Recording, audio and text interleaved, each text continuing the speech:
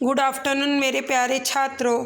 आज हम हिंदी विषय का अध्यापन कर रहे हैं, जिसमें हम आज एक नया टॉपिक पढ़ने वाले हैं जो आपको व्याकरण विभाग के लिए प्रश्न क्रमांक 4 में आता है। उसमें देखिए छात्रों, सबसे पहला सेट ए हम आज अध्यापन करेंगे। उसमें सबसे पहला प्रश्न है, निम्नलिखित वाक्य में आए हुए संज्ञा शब्दों को रेखांकित करके उनके भेद लिखिए। देखो क्या प्रश्न है हमारा, गाय बहुत दूध देती है। तो गाय क्या है? व्यक्तिवाचक। दूध क्या है? द्रव्यवाचक। ठीक है। अब सेकंड, निम्नलिखित वाक्यों के रिक्त स्थानों में उचित सर्वनामों का प्रयोग कीजिए। हृदय डैश डैश है, उदार हो। तो क्या सर्वनाम आएंगे? हृदय वही है जो उदार हो। प्रश्न क्रमांक 2, निम्नलिखित वाक्यों में से अव्यय पहचान कर उसका भेद लिखिए। चाची माँ के पास चली गई। के पास क्या है? संबंध सूचक अव्यय। अब देखिए कौन कौन से अव्यय है?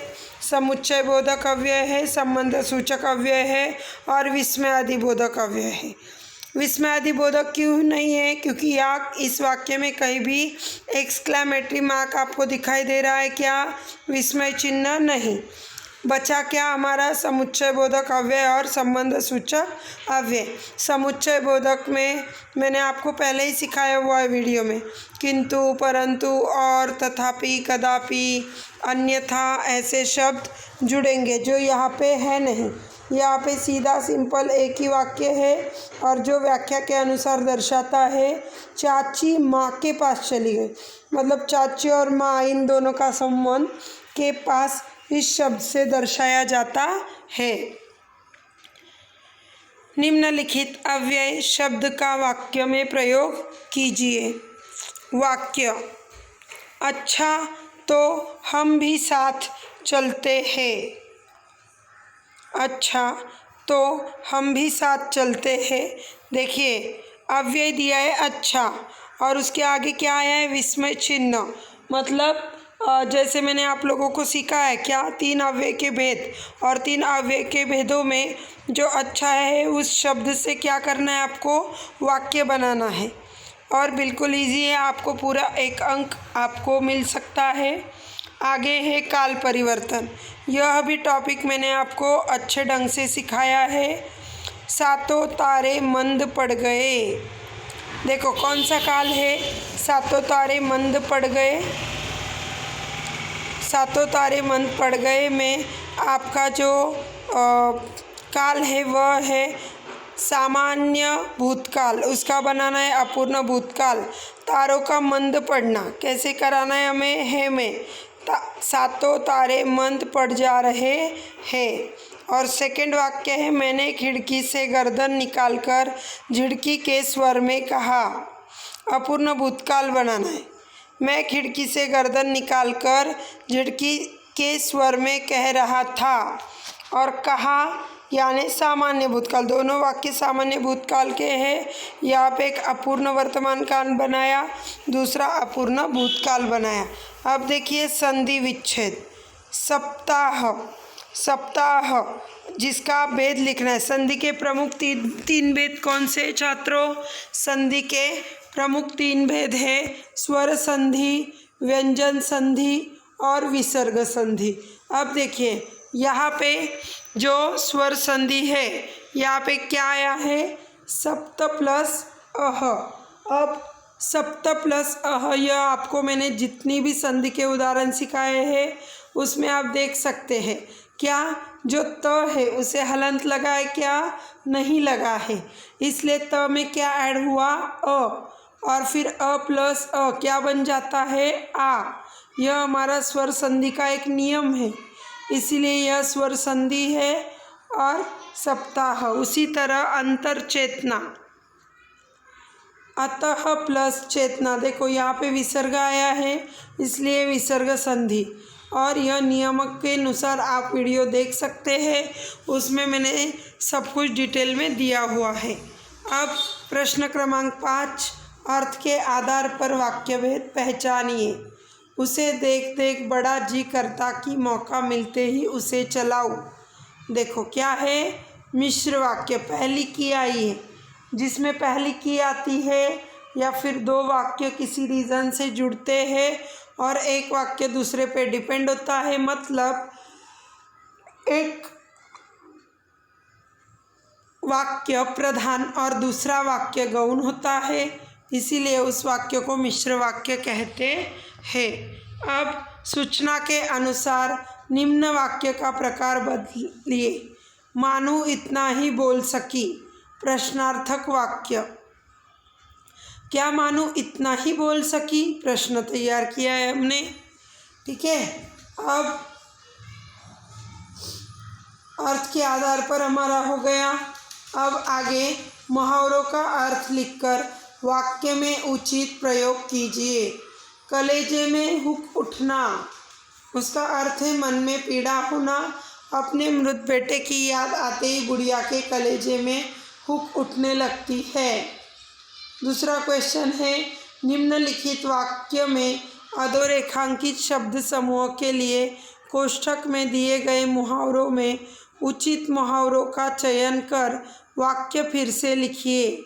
इज्जत उतारना, हाथ फेरना, कांप उठना, तिलमिला जाना, दुम हिलाना, बोलबाला होना। करामत अली हौले से लक्ष्मी से स्नेह करने लगा।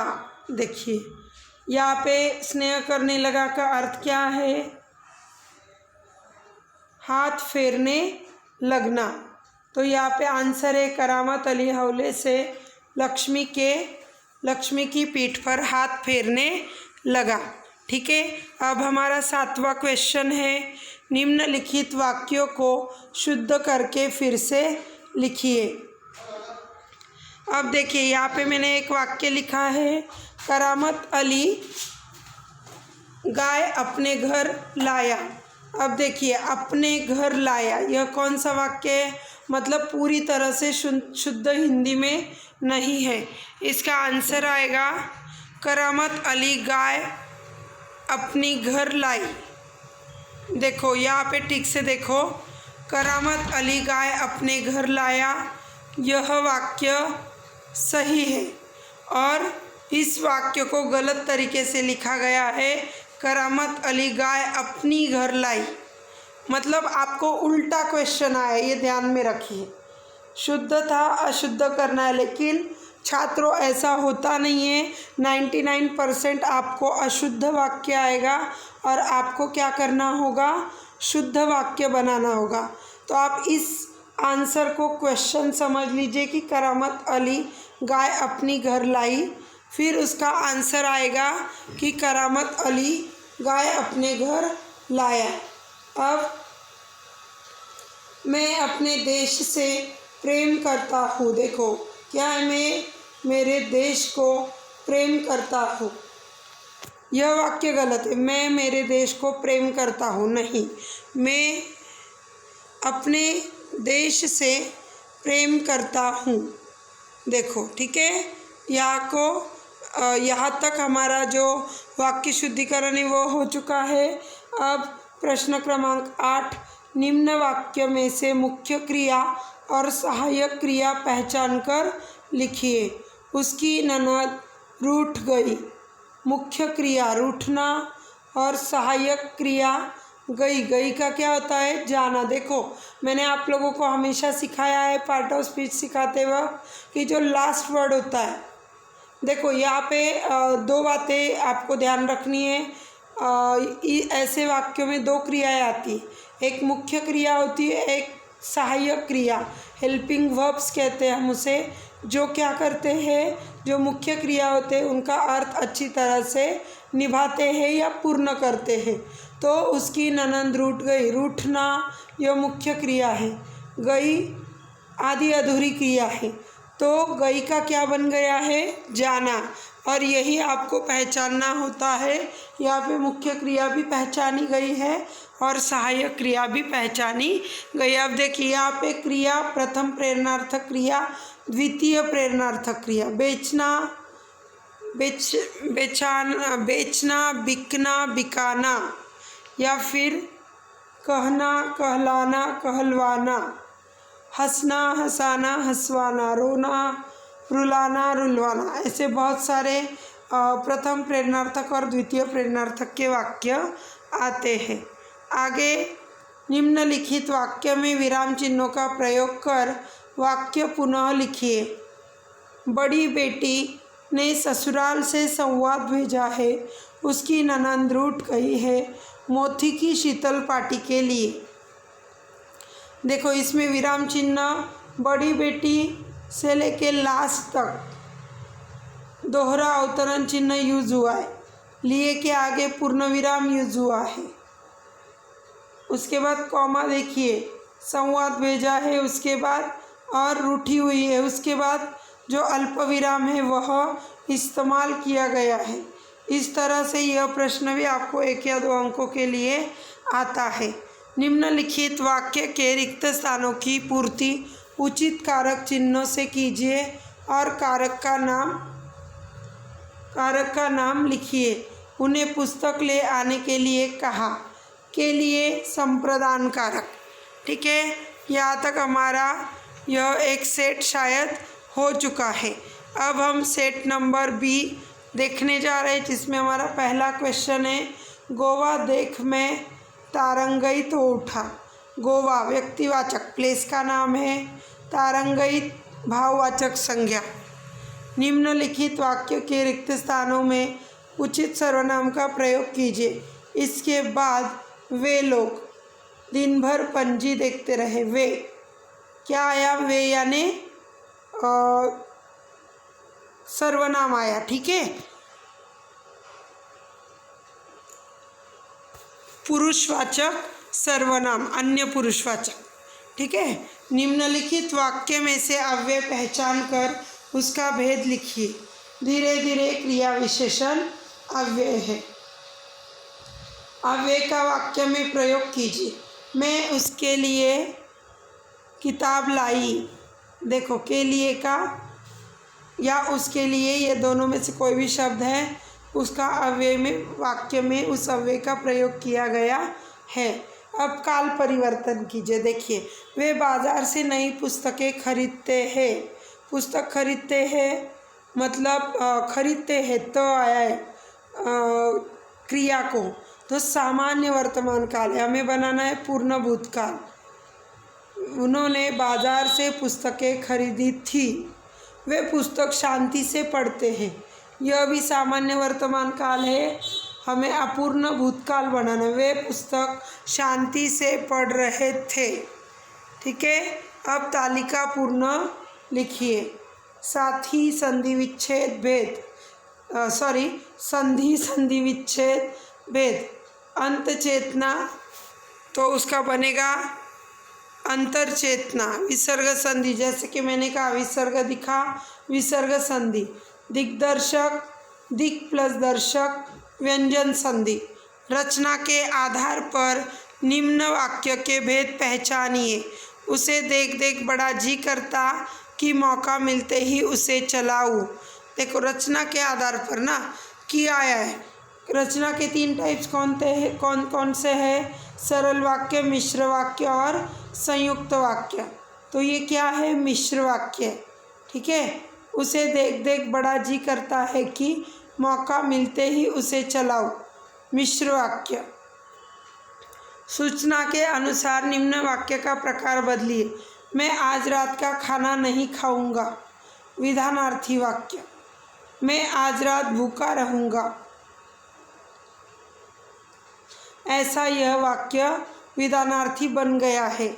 मुहावरों का अर्थ लिखकर वाक्यों में उचित प्रयोग कीजिए। गुजर बसर करना, आजीविका चलाना। रामू मजदूरी करके अपने परिवार का गुजर बसर करता है। निम्नलिखित वाक्य में अधोरेखित शब्द समूह के लिए कोष्ठक में दिए गए मुहावरों में से उचित मुहावरों का चयन कर वाक्य फिर से लिखिए। अब देखो, ऊपर मुहावरे दिए हैं और नीचे वाक्य दिया है।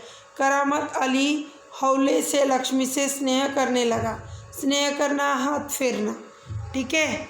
उसके बाद वाक्य शुद्ध कर लिखो।